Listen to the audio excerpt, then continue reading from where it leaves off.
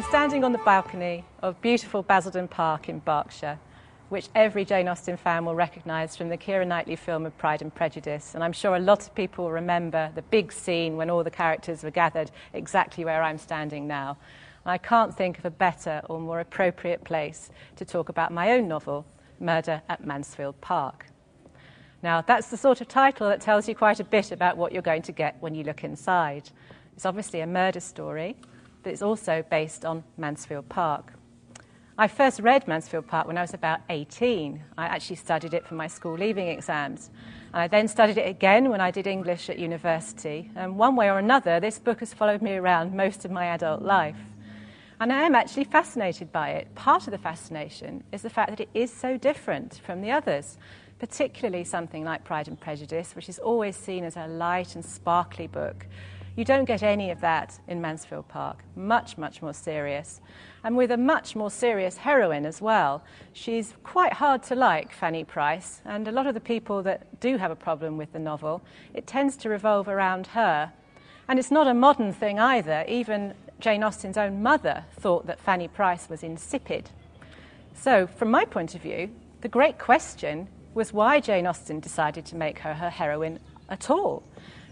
From my point of view, I think there's a far more likely candidate in Mary Crawford.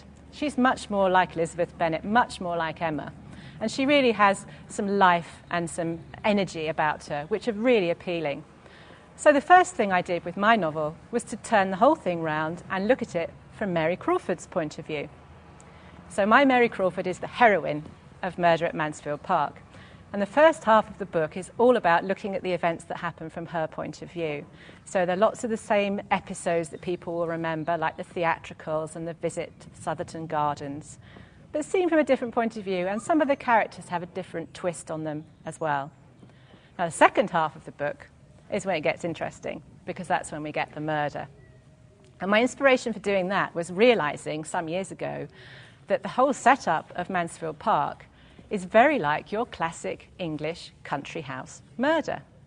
If you think about it, you have all of these characters isolated together in a beautiful big house like this one, and then there's lots of suppressed emotions going on, lots of unspoken feelings, and then suddenly everything's thrown into confusion by the arrival of the charismatic outsider, Henry Crawford. Now, in Jane Austen's novel, what results is emotional chaos and scandal, whereas in mine, it takes a darker tone and it turns into violence. Now, this part of the book was great fun to write, as I'm sure you can imagine, but it also meant I needed a certain amount of research done, because I didn't know at that time how a murder would actually have been investigated in 1811, when my novel is set. And of course, at that time, England did not have a police force. We didn't get police in London until 1829, and in the countryside it was much later even than that. At the time, the murder that's set in my book, you really would only have had a parish constable. And he was probably just an old man who was doing it as an honorary job. So you didn't have a lot of options open to you if you didn't catch your culprit red-handed. One of the things you could do was put an advert in the paper and ask for information. But often that didn't work. So the other thing you could do was hire somebody and get them to investigate it on your behalf. And that's exactly what happens in my book. They bring in a thief-taker from London. Thief-takers were basically like bounty hunters. They're private citizens, so they have no official standing. But they investigate crimes and then get a reward for their work. And the whole system went back several hundred years before Jane Austen's time. And right at the beginning, you could actually get £40 for informing on a highwayman, and you got to keep his horse as well, which I think sounds rather fun. So this allowed me to create a whole new character called Charles Maddox, who comes in from London, has a completely different background to anybody in Mansfield Park, and throws the whole thing into confusion.